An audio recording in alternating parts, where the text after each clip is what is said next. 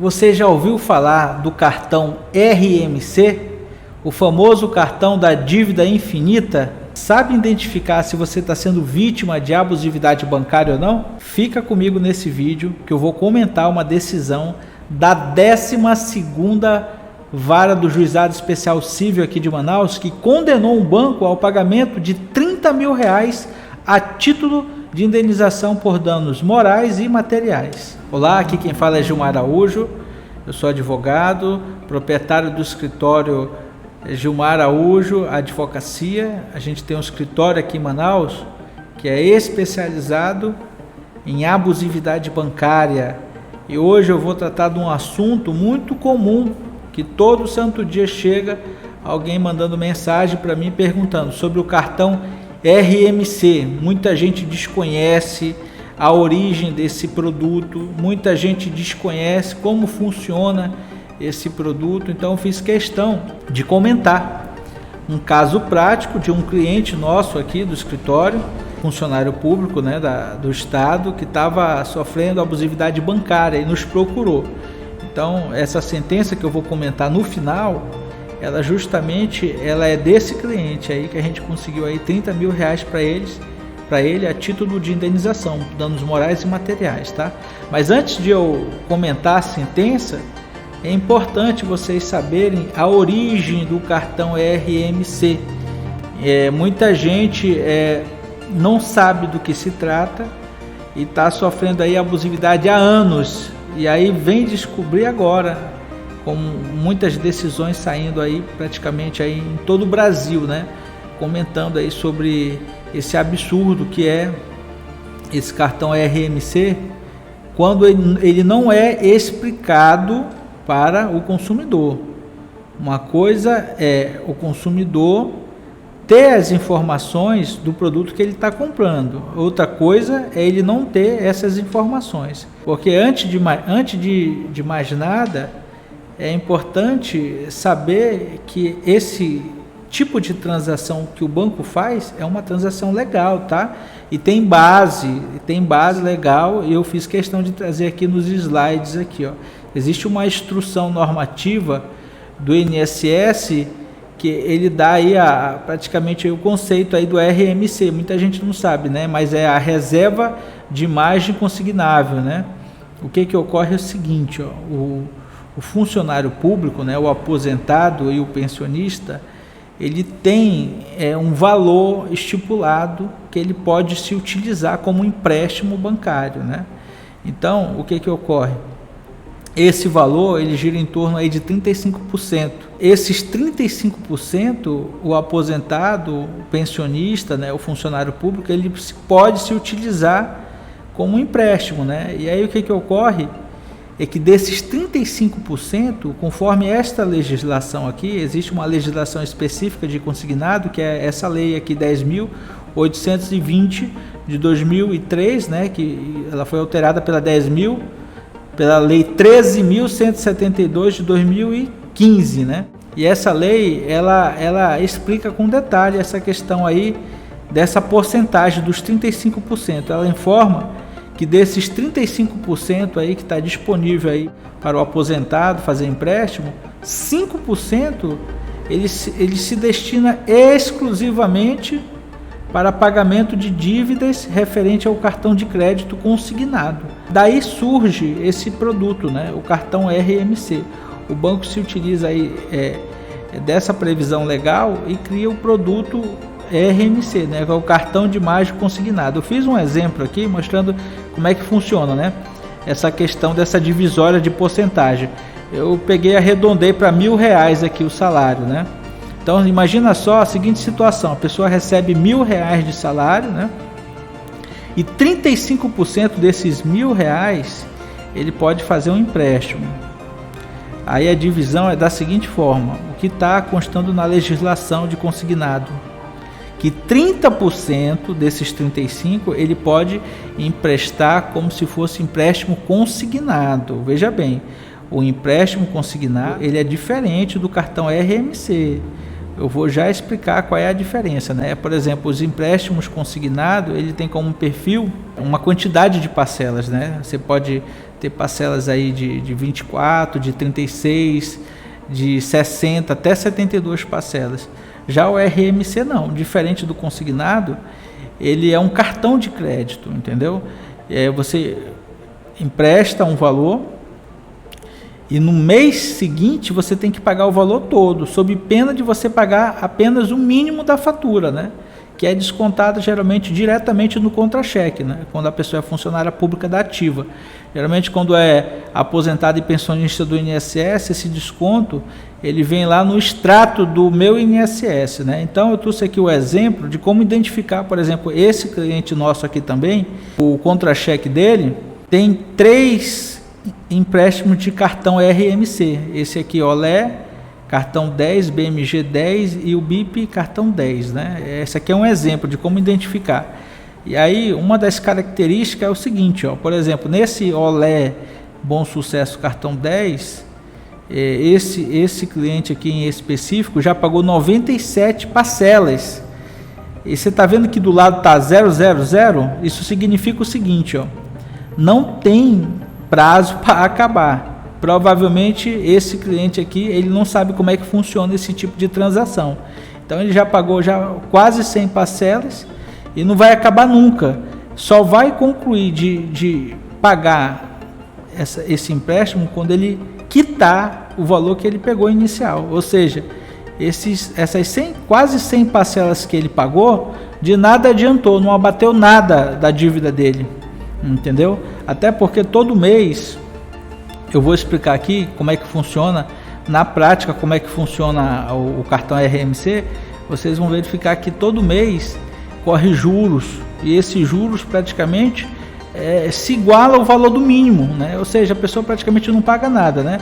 Aqui é o extrato de consignados do meu INSS. Aqui é importante fazer uma ressalva que muitos aposentados e pensionistas do INSS não sabem nem acessar, como ter acesso a esse tipo de extrato aqui. Então é importante, você que tem uma avó, uma mãe que já é aposentada pelo INSS, recebe algum tipo de benefício, você tem que orientar essa pessoa a consultar o extrato dela de consignados, porque muitas das vezes a pessoa está pagando um empréstimo que muito menos ela nem fez, entendeu? E ela só consegue identificar que tem ali um valor descontado na conta dela quando ela vai receber no banco, ela vê que o valor nunca vem por completo, né? Mas o fato é o seguinte, ó, como eu já expliquei anteriormente, esse tipo de transação ele tem base legal. O banco ele pode fazer esse tipo de empréstimo, entendeu? O que torna esse tipo de transação ilegal é o fato de o banco não explicar exatamente como é que funciona.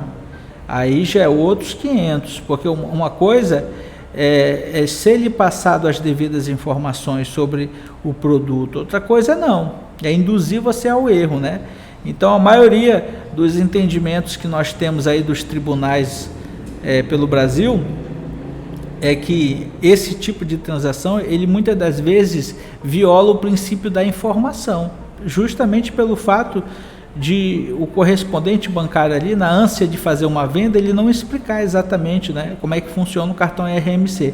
Então eu trouxe aqui 2 hipóteses só para vocês entenderem como é que geralmente ocorre, né? Muitas das vezes a pessoa, nesse primeiro exemplo aqui, ó, a pessoa ela vai atrás de um empréstimo consignado. O correspondente ali, na ânsia de vender, ele chega e fala: olha, eu não tenho os 5 mil tudo de uma vez, mas eu tenho 3.500, vai cair referente ao empréstimo, e 1.500 referente a outro empréstimo.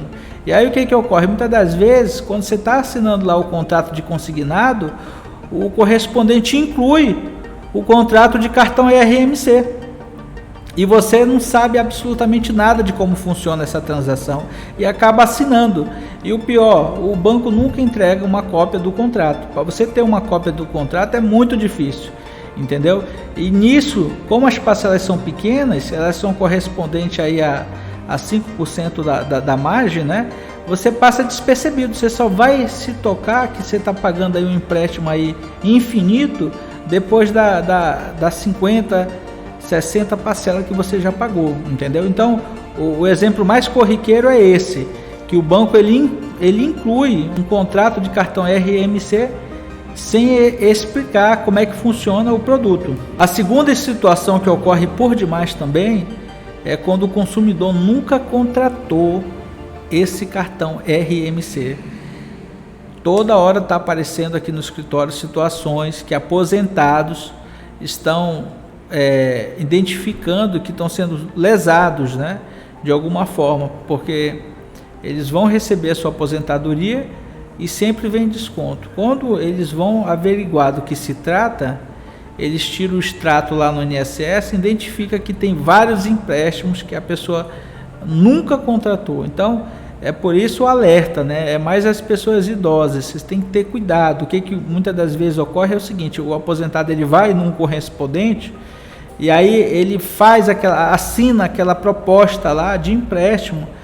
E aí, muitas das vezes, ele não consegue aquele empréstimo, mas a pessoa que pegou aquela assinatura naquela proposta usa de má fé os dados daquele aposentado e acaba contraindo de alguma forma um empréstimo no nome dessa pessoa, que acaba prejudicando e muito.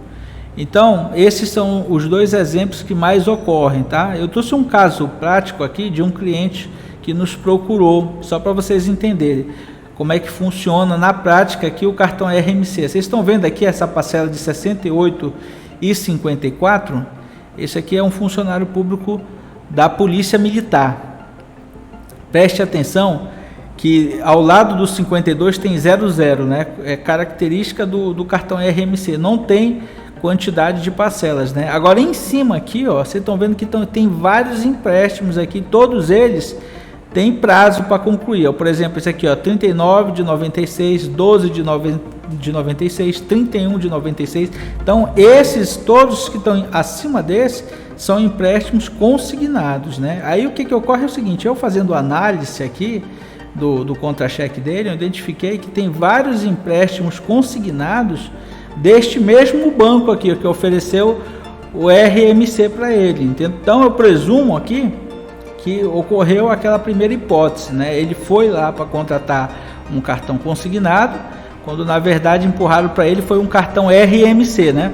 E olha só o absurdo, esse aqui é o extrato analítico. Esse tipo de extrato aqui a gente só conseguiu depois que a gente ajuizou a ação. Só para vocês verem o quanto é absurdo esse tipo de transação, eu estou mostrando aqui o saldo dele, aqui, ó, de dezembro de 2017, ó, era R$ 1.346,27. Como eu tinha falado anteriormente, é descontado direto no contra-cheque dele apenas o mínimo, que é aquele R$ 68,54. Só que ocorre o seguinte, ó, como é descontado o mínimo, vai ter juros sobre o valor total, porque ele não pagou o valor total. Olha só o valor dos juros aqui, ó, desse mês, ó, R$ 63,46. Ou seja, abateu 68 que ele pagou, mas pelo outro lado acrescentou mais 63,46 referente aos juros. Praticamente não abateu nada. Olha só, voltou aqui, ó, 1.331,19. Mês anterior, ó, abateu R$ 72,00 do mínimo, mas olha só quanto é que tem de juros aqui, ó, R$ 65,00. Ou seja, pessoal, esse cartão RMC, se você de fato não tinha o conhecimento de como funciona esse tipo de transação, o mais recomendável é você ajuizar uma ação, né? Eu vou comentar agora a decisão da 12ª Vara do Juizado Especial Civil, que declarou aqui, ó, como nulo esse cartão, esse contrato de cartão RMC. Tá aqui, ó, foi o Banco Olé Bom Sucesso, né? Esse cliente nosso aqui, ó, ele já estava pagando já praticamente quase 100 parcelas, e ele nos procurou relatando toda a situação.